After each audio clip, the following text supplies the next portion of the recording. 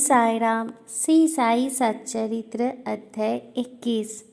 इस अध्याय में हेमंत पंत ने श्री विनायक हरिश्चंद्र ठाकुर B.A. श्री अनंतराव पाटनकर पुणे निवासी तथा पंढरपुर के एक वकील की कथाओं का वर्णन किया है।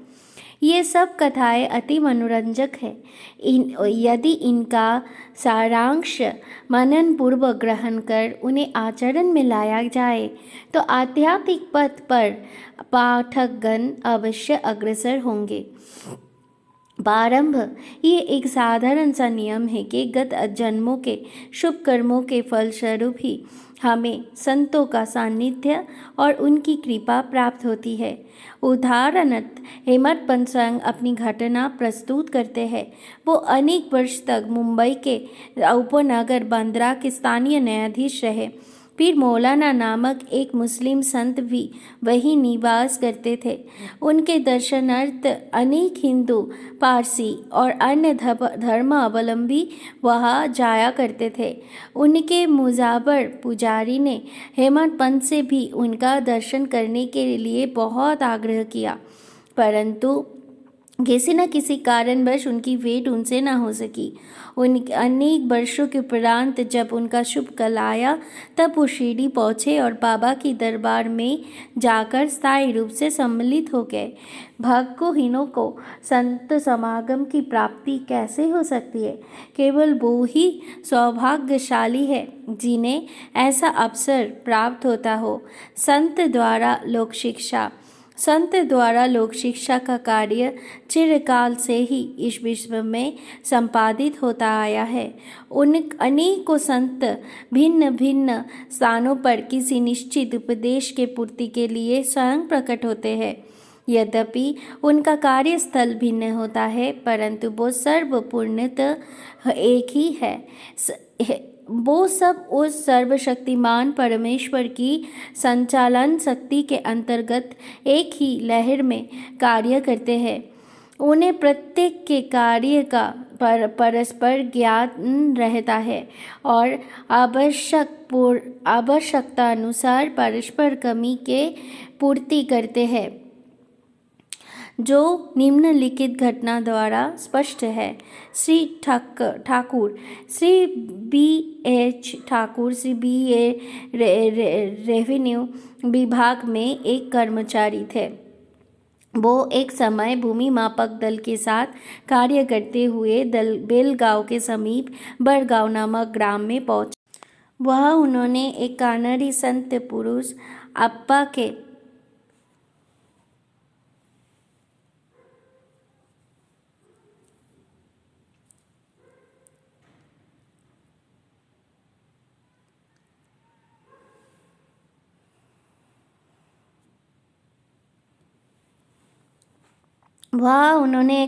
संत पुरुष अप्पा के दर्शन कर उनकी चरण वंदना की।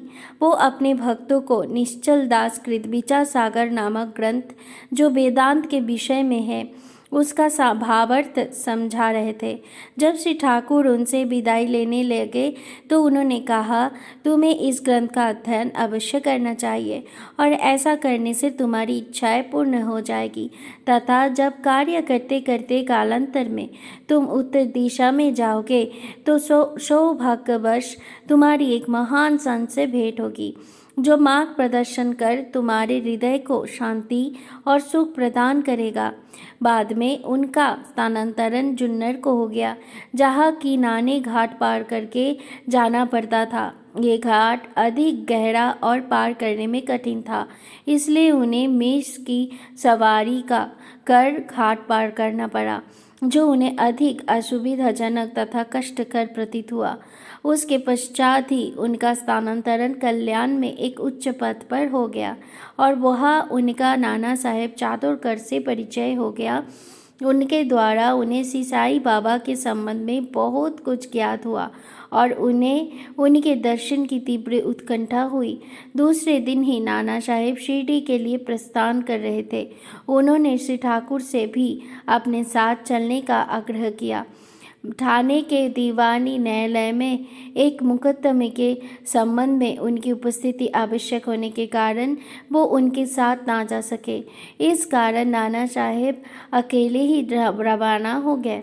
ठाणे पहुंचने पर मुकदमा की तारीख आगे के लिए बढ़ गई, इसीलिए उन्हें नाना साहेब का साथ ना देने पर पश्चाताप हुआ। फिर वो शिरडी पहुँचे, तब वहाँ उन्हें ज्ञात हुआ कि नाना साहेब पिछले दिन ही वहाँ से चले गए। वो अपने कुछ मित्रों के साथ जो उन्हें वही मिल गए थे, श्री साईं बाबा के दर्शन के लिए गए।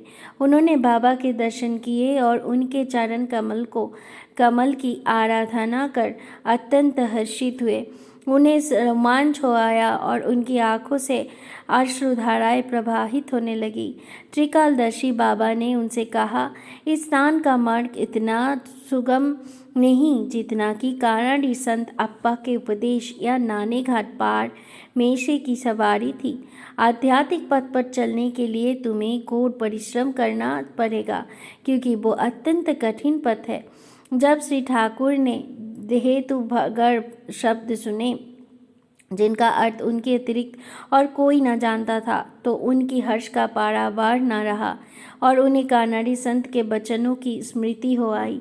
तब उन्होंने दोनों हाथ जोड़कर बाबा के चरण पर अपना मस्तक रखा और उनसे प्रार्थना की कि प्रभु मुझ पर कृपा करो और इस अनाथ को अपने चरण कमल की शीतल छाया में स्थान दो बाबा। तब बाबा बोले, जो कुछ अप्पा ने कहा वो सत्य था, उसका अभ्यास कर, उसके अनुसार ही तुम्हें आचरण करना चाहिए।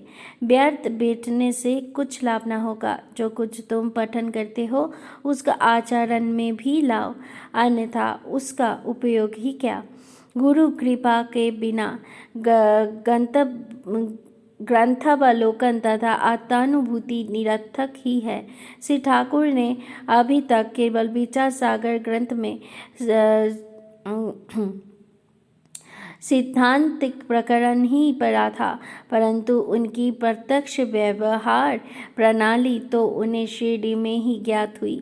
एक दूसरी कथा भी इस सत्य का और अधिक सशक्त प्रमाण है। श्री अनंतराव पाटनकर पुणे के एक महाशय श्री अनंतराव पाटनकर श्री साईं बाबा के दर्शन के इच्छुक थे। उन्होंने शिरडी आकर बाबा के दर्शन किए। दर्शन से उनकी नेत्र शीतल हो गई और वो अति प्रसन्न हुए। उन्होंने बाबा के श्री चरण छुए और यथा यज्ञ पूजन करने के उपरंत बोले, मैंने बहुत कुछ पठन किया, वेद वेदांत और उपनिषदों का भी अध्ययन किया तथा अन्य पुराण भी श्रवण किए, फिर में भी मुझे शांति ना मिल सकी, इसलिए मेरा पाठन व्यर्थ ही सिद्ध हुआ। एक नीरा अज्ञानी भक्त मुझसे कई गुना श्रेष्ठ है। जब तक मन को शांति नहीं मिलती तब तक ग्रंथ अवलोकन व्यर्थ ही है। मैंने ऐसा सुना है कि आप केवल अपनी दृष्टि मात्र से और विनतपूर्ण वचनों द्वारा दूसरों के मन को सरलतापूर्वक शांति प्रदान कर देते हैं। यदि यही सुनकर मैं भी यहाँ आया हूँ, कृपा कर मुझ दास को भी आशीर्वाद दीजिए। तब बाबा ने निम्नलिखित कथा कही। घोड़ी की लीद के 9 गोले। एक समय एक सौदागर यहाँ आया। उसके सम्मुख ही एक घोड़ी ने लीद की। जिज्ञासु सौदागर ने अपनी धोती का एक छोर बिछाकर उसमें लीद के 9 गोली रख लिए और इस प्रकार उसके चित्त को शांति प्राप्त हुई। और श्री पाटनकर इस कथा का कुछ भी अर्थ ना समझ सके, इसलिए उन्होंने श्री गणेश दामोदर उपनाम दादा केलकर से अर्थ समझाने की प्रार्थना की और पूछा कि बाबा के कहने का अभिप्राय क्या है। वो बोले कि जो कुछ बाबा कहते हैं उसे मैं स्वयं भी अच्छी तरह नहीं समझ सकता, परंतु उनकी प्रेरणा से ही मैं जो कुछ समझा सकता हूँ वो तुमसे कह रहा हूँ। घोड़ी है ईश कृपा और 9 एकत्रित गोले है नवविधा भक्ति यथा।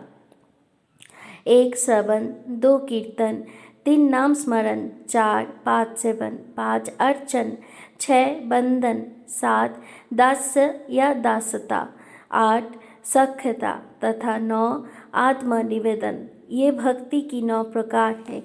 इनमें से यदि एक को भी सत्यता से कार्य रूप में लाए गए जाए तो भगवान श्री हरि अति प्रसन्न होकर भक्त के घर प्रकट हो जाएंगे। समस्त साधनाएं अर्थात जब तब योग अभ्यास तथा वेदों के पठन पाठन में जब तक भक्ति का समूह न हो बिल्कुल शुष्क ही है। वेद ज्ञानी या ब्रह्म ज्ञानी की कीर्ति भक्ति भाव के अभाव में निरर्थक है। आवश्यकता है तो केवल पूर्ण भक्ति की, अपने को भी उसी सौदागर के समान ही जानकर और व्याग्रता तथा उत्सुकता पूर्वक सत्य की खोज कर 9 प्रकार की भक्ति को प्राप्त करो, तब कहीं तुम्हें दृढ़ता तथा मानसिक शांति प्राप्त होगी। श्रवण कीर्तन विष्णु स्मरण पाठ सेवन अर्चन बंदन दास सखम आत्मनिवेदन। दूसरे दिन जब श्री पाटनकर बाबा को प्रणाम करने गए तो बाबा ने पूछा कि क्या तुमने नींद की 9 गोलियां एकत्रित की? तो उन्होंने कहा कि मैं अनाश्रित हूँ बाबा, आपकी कृपा के बिना उन्हें सरलतापूर्वक एकत्रित करना संभव नहीं है। बाबा ने उन्हें आशीर्वाद देकर सांत्वना दी कि तुम्हें खुश सुख और शांति प्राप्त हो जाएगी, जिसे सुनकर श्री पाटनकर को हर्ष का पारावार न रहा। पंढरपुर के वकील भक्तों के दोष दूर कर उन्हें उचित पद पर ला देने की बाबा की त्रिकालाज्ञता की एक छोटी सी कथा का वर्णन कर इस अध्याय को समाप्त करेंगे। एक समय पंढरपुर से एक वकील शिरडी आए। उन्होंने बाबा के दर्शन कर उन्हें प्रणाम किया तथा कुछ दक्षिणा भेंट देकर एक कोने में बैठे वार्तालाप सुनने लगे। बाबा उनकी ओर देखकर कहने लगे कि लोग कितने धूर्त हैं जो यहाँ आकर चरण पर गिरते और दक्षिणा देते हैं, परंतु भीतर से पीठ पीछे गालियाँ देते रहते हैं। कितने आश्चर्य की बात है ना। ये बागड़ी वकील के सिर पर बिल्कुल ठीक बैठी और उन्हें उसे वो माननी पड़ी। कोई भी इन शब्दों का अर्थ ना समझ सका, परंतु वकील साहब इसका गूढ़ा अर्थ समझ गए। फिर भी वो सिर झुकाकर बैठे ही रहे। बारे को लौटकर वकील साहब ने काका साहब दीक्षित को बतलाया कि बाबा ने जो कुछ उदाहरण दिया और जो मेरी ही है लक्ष्य कर कहा गया था वो सत्य है। ये केवल चेतावनी ही थी कि मुझे किसी की निंदा ना करनी चाहिए। एक समय जब उपशनी श्री नुलकर स्वस्थ लाभ करने के लिए पंढरपुर से शिरडी आकर ठहरे तो बार रूम में उनके संबंध में चर्चा हो रही थी। विवाद का विषय था कि जिस व्याधि से उपन्यायाधीश अब आश्वस्त है, क्या बिना औषधि सेवन किए केवल साईं बाबा की शरण में जाने से ही उससे छुटकारा पाना संभव है? और क्या श्री नुलकर सदृश एक शिक्षित व्यक्ति को इस मार्ग का अवलंबन करना उचित है? उस समय श्री नुलकर का और साथ ही श्री साईं बाबा का भी बहुत ज़्यादा उपहास किया गया। मैंने भी इस आलोचना में हाथ बटाया था। श्री साईं बाबा ने मेरी उसी दूषित आचरण पर प्रकाश डाला। ये मेरे लिए उपहास नहीं वरन एक उपकार है, जो केवल परामर्श है कि मुझे किसी की निंदा नहीं करनी चाहिए और ना ही दूसरों के कार्यों में विघ्न डालना चाहिए। शिरडी और पंढरपुर में 300 मील की अंतर है। फिर भी बाबा ने अपनी कार्यालय द्वारा जान लिया है कि बाथरूम में क्या बोल रहे थे। मार्ग में आने वाली नदियाँ, जंगल और पहाड़ उनकी सर्वज्ञता के लिए रोड़ा ना थे। वो सबके हृदय की कुछ बात जान लेते थे और उनसे कुछ छिपा ना था। समीपस्थ और दूरस्थ प्रत्येक वस्तु उन्हें दिन के प्रकाश के समान आजानुलमन भी तथा उनकी सर्वव्यापक दृष्टि से बोझल न थी। इस घटना से वकील साहब को शिक्षा मिली कि कभी किसी का चित्र निशन एवं निंदा नहीं करना चाहिए। ये कथा केवल वकील साहब को ही नहीं वरन सबको शिक्षाप्रद है। श्री साईं बाबा की महानता कोई ना आंक सका और ना ही उनकी अद्भुत लीलाओं का अंत ही पा सका। उनके जीवन भी तदनुरूपी है क्योंकि वो परम ब्रह्मा स्वरूप है। ओम श्री सद्गुरु साईनाथ नमस्तु शुभम भवतु।